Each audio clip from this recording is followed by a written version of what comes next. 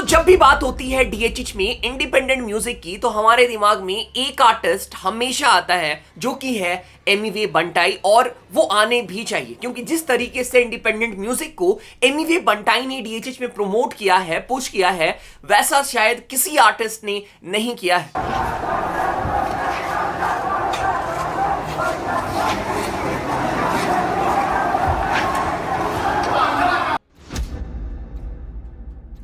और इंडिपेंडेंटली गाने ड्रॉप करना या फिर इंडिपेंडेंट आर्टिस्ट होना फ्लेक्स इसलिए भी बन जाता है क्योंकि ये आसान नहीं है। इंडिपेंडेंटली ग्रो करना, इंडिपेंडेंटली एक मेन स्ट्रीम आर्टिस्ट बनना सबके बस की बात नहीं है। तो तुम्हें हर इंडिपेंडेंट आर्टिस्ट एक बड़ा आर्टिस्ट नजर आता करेंटली, बट कुछ ही आर्टिस्ट है जिन्होंने इंडिपेंडेंटली ग्रो किया है और आज वो एक बड़े मेन स्ट्रीम आर्टिस्ट बन चुके हैं। एमिवे बंटाई के बारे में तुम्हें पता ही है, हम एमिवे बंटाई के बारे में भी डिस्कस करेंगे।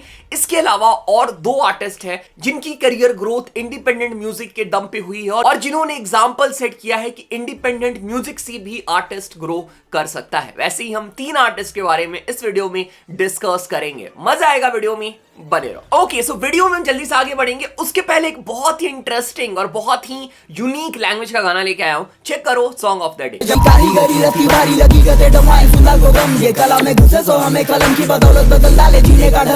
ये जो तुम लोगों ने अभी गाना सुना, ये है धकनी लैंग्वेज में जो कि बैंगलोर में बोली जाती है। सो इस गाने का नाम है धकनी बॉम्ब और ये गाना हमें गगन और एमसी ट्रुथ के साइड से देखने को मिला है। बहुत ही ब्यूटीफुल सा गाना है। मुझे पता नहीं था कि बैंगलोर में एक और लैंग्वेज भी बोली जाती है जिसका नाम है धकनी, मुझे रिसेंटली पता चला। और दिस इज हिप हॉप भाई, this is desi hip hop. और हाँ, desi hip hop is not about some particular language, हमें सारे लैंग्वेज के आर्टिस्ट को सपोर्ट करना है। और मुझे ये गाना काफी पसंद आया भाई लोगों का फ्लो काफी पसंद आया। सो लिंक मिल जाएगा डिस्क्रिप्शन में, जाओ चेक करो और मेरी तरफ से भाई लोगों को ढेर सारा प्यार देना।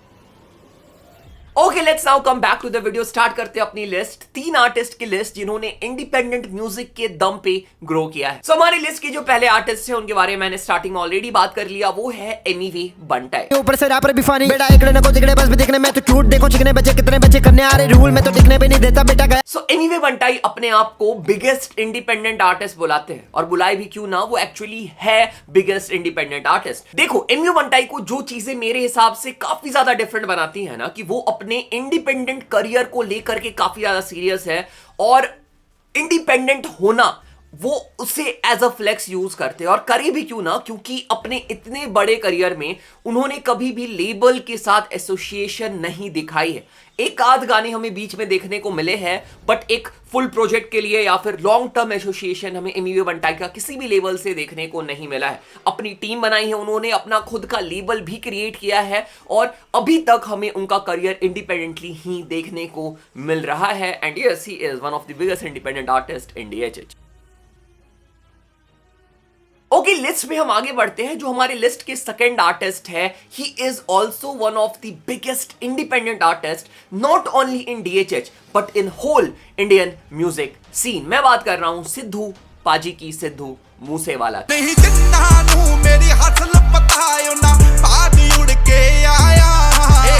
तो बहुत सारे लोगों को ये लग सकता है कि सिद्धू पाजी तो इंडिपेंडेंट नहीं थे, उनके मल्टीपल गाने सोनी म्यूजिक इंडिया से आए हैं, टी सीरीज से आए हैं। हाँ, भले उनके गाने हमें सोनी म्यूजिक या फिर टी सीरीज से देखने को मिले हैं, बट उनके डिस्कोग्राफी के ज्यादातर गाने हमें इंडिपेंडेंटली ही देखने को मिले हैं। इवन सिद्धू पाजी ने अपना खुद का रिकॉर्ड लेबल 5911 भी स्टार्ट किया था और उसके थ्रू भी सिद्धू पाजी के मल्टीपल ट्रैक्स देखने को मिले थे। इवन हिज बिगेस्ट एल्बम मूस टेप, जिसे कोई भी लेबल आराम से खरीद सकता था, करोड़ों में पैसे दे सकता था सिद्धू पाजी को, वो एल्बम भी इंडिपेंडेंटली ही ड्रॉप हुआ था। सो यस, जब भी इंडिपेंडेंट आर्टिस्ट का नाम लिया जाएगा उस लिस्ट में सिद्धू पाजी को ना इंक्लूड किया जाए या फिर सिद्धू पाजी को नाम वहां ना मेंशन किया जाए तो थोड़ी सी नाइंसाफी है। Indeed Sidhu paaji is also one of the biggest independent artist of DHH, of Indian music scene.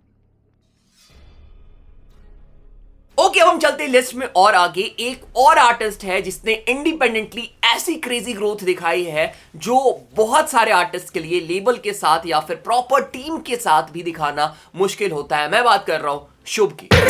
फिरे पीकते बैरिया ठीक दे पैसा थेला राज के दे काम का ठीक ने तू करे। सो शुभ जब स्टार्टिंग में इंडस्ट्री में आए थे, उनके नंबर्स और उनके ग्रोथ को देख करके बहुत सारे लोगों को यह लग रहा था कि शुभ एक इंडस्ट्री प्लांट है। ठीक है, ऐसे नंबर्स, ऐसी ग्रोथ कोई नॉर्मल सा आर्टिस्ट इंडस्ट्री में आके नहीं कर सकता है। बट शुभ ने थ्रू आउट द ईयर अपने टैलेंट के साथ, अपने गाने के साथ ये प्रूव किया कि वो इंडस्ट्री प्लांट नहीं है, ना कि वो वन हिट वंडर है। एंड इवन लोगों ने ये भी क्वेश्चन किया कि उनके साथ किसी बड़े लेबल का एसोसिएशन है। इवन मुझे भी एक टाइम पे ऐसा लगता था कि कोई इंडिपेंडेंट आर्टिस्ट ऐसा कैसे कर सकता है। बट हाँ, शुभ के साथ कोई डिस्ट्रीब्यूशन टीम जरूर है, शुभ की मार्केटिंग टीम जरूर होगी, ठीक है, बट वो किसी लेबल के साथ एसोसिएटेड नहीं है। उन्होंने अभी तक जो भी किया है अपने म्यूजिक में, अपने करियर में, वो इंडिपेंडेंटली ही किया है। And he is also one of the biggest independent artist of DHH।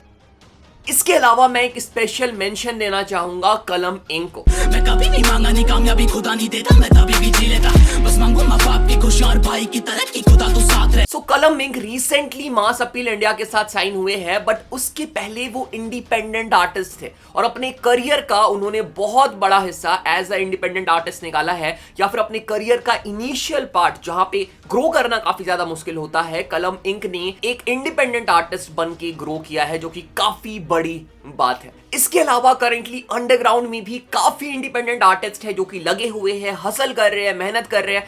अगर तुम लोगों को लगता है कि सिर्फ लेबल के साथ ही ग्रो किया जा सकता है, इंडिपेंडेंटली करियर नहीं है, तो ये सारे आर्टिस्ट एग्जांपल है जिन्होंने इंडिपेंडेंटली ग्रो किया है। अगर ये कर सकते हैं तो तुम भी, अगर अपने म्यूजिक पे बिलीव करते हो, हार्ड वर्क करते हो, तो डेफिनेटली तुम भी ग्रो कर पाओगे। बाकी yes, this was the video. तुम्हारी क्या ओपिनियन है, प्लीज कमेंट करके बताओ। Who is your favourite independent artist in DHH, और तुम्हारे हिसाब से क्या सही है, इंडिपेंडेंट रह के ग्रो करना या फिर किसी लेबल के साथ ग्रो करना एज एन आर्टिस्ट? कमेंट करके बताना। बाकी दिस वाज द वीडियो। मिलते हैं अगले वीडियो पे। Take care, bye, see you guys in the next video.